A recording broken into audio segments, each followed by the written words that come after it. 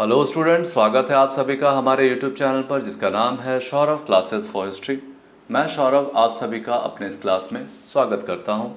आज मैं प्राचीन भारतीय इतिहास से सातवाहन विषय लेकर उपस्थित हुआ हूं। तो चलिए बिना समय गंवाए हम अपने इस विषय को प्रारंभ करें। सातवाहनों की उपलब्धियों का मूल्यांकन करें।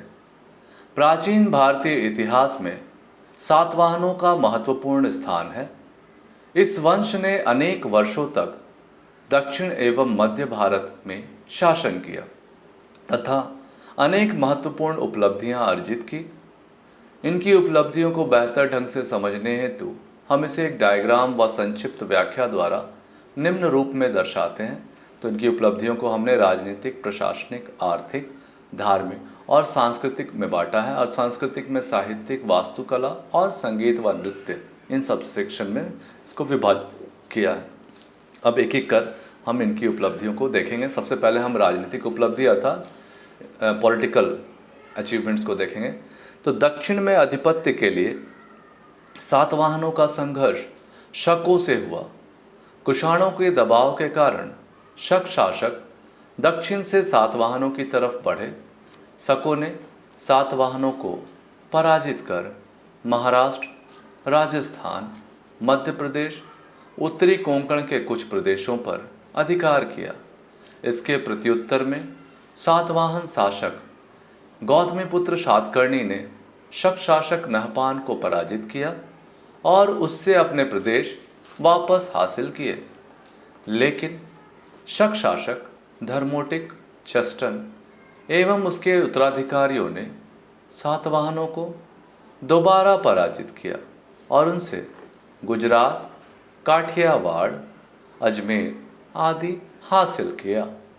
इस वंश का सबसे प्रतापी शासक यज्ञश्री सातकर्णी ने शकों को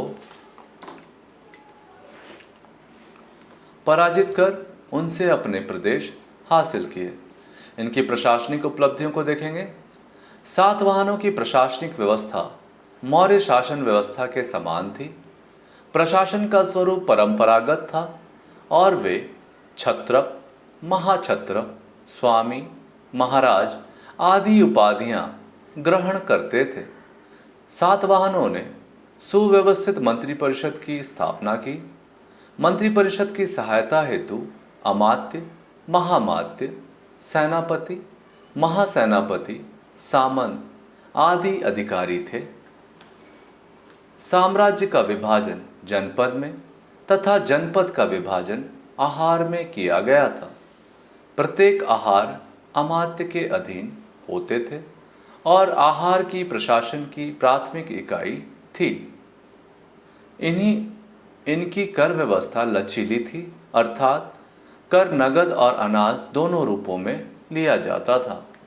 सातवाहनों ने भारत में पहली बार सामंतवादी व्यवस्था का विकास किया। इसके परिणाम स्वरूप प्रशासन पर केंद्रीय नियंत्रण धीरे धीरे कम होता गया। अब इसकी आर्थिक उपलब्धियों को देखें तो सातवाहनों की आर्थिक स्थिति समृद्ध थी।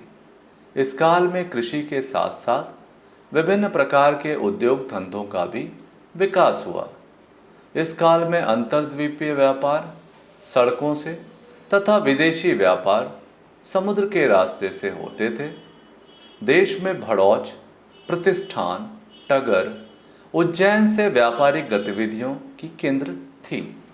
अब हम सातवाहनों की धार्मिक व्यवस्था को देखेंगे। इस काल में हिंदू धर्म पुनः प्रतिष्ठित हुआ एवं इसी समय आर्य संस्कृति का प्रभाव दक्षिण में पड़ा।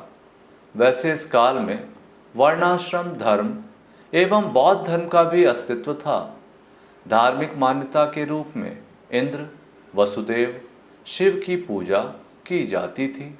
इस काल में व्यापारियों द्वारा गुफाओं के लिए दान भी दिए जाते थे, जो यह दर्शाते हैं कि बौद्ध धर्म का प्रचार इसी काल में हुआ था।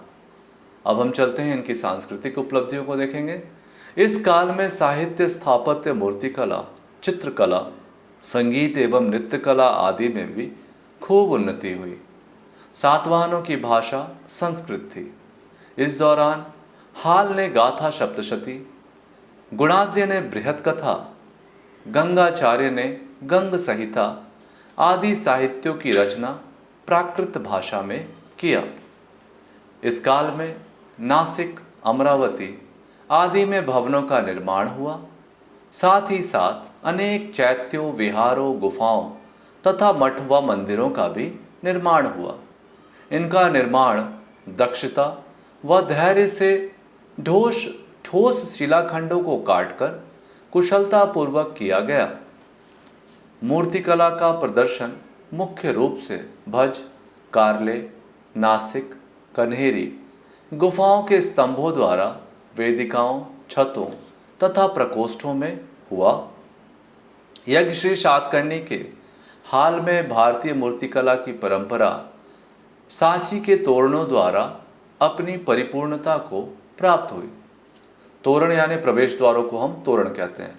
सांची के तोरणों एवं शिरो पट्टिकाओं, जो शिला की पट्टिकाएं हैं, पर बुद्ध के जीवन की घटनाओं का अंकन है। इस काल में बृहत कथा के वर्णन से प्रमाणित होता है कि महिलाएं नृत्य और संगीत में रुचि लेती थीं। भरहुत, सांची, नानाघाट, कन्हेरी इत्यादि में संगीत और नृत्य के दृश्य उत्कीर्णित है, जिससे यह भी स्पष्ट होता है कि इस काल में कलाएं धर्म के साथ एकाकार होकर धर्म स्थानों में ही मान्यता प्राप्त कर चुकी थी। निष्कर्ष देखेंगे, इसका कंक्लूजन। इस प्रकार उपरोक्त अध्ययनों से यह स्पष्ट होता है कि सातवाहनों ने न सिर्फ राजनीतिक, प्रशासनिक, आर्थिक और धार्मिक क्षेत्रों में विशिष्ट उपलब्धियां प्राप्त की, अपितु परंपरागत कलाओं की में भी विशिष्ट आयाम स्थापित किए। अपनी भौगोलिक स्थिति के कारण सातवाहनों ने दक्षिण में आर्यत्वीकरण में योगदान दिया। सातवाहनों ने प्रथम बार प्राकृत भाषा का प्रयोग प्रारंभ किया। प्रशासनिक व्यवस्था में विकेंद्रीकरण के कारण सामंतवादी व्यवस्था की नींव भी इन्हीं के द्वारा स्थापित की गई। इस तरह से हमने सातवाहनों की उपलब्धियों को देखा। तो आज के लिए बस इतना ही। धन्यवाद।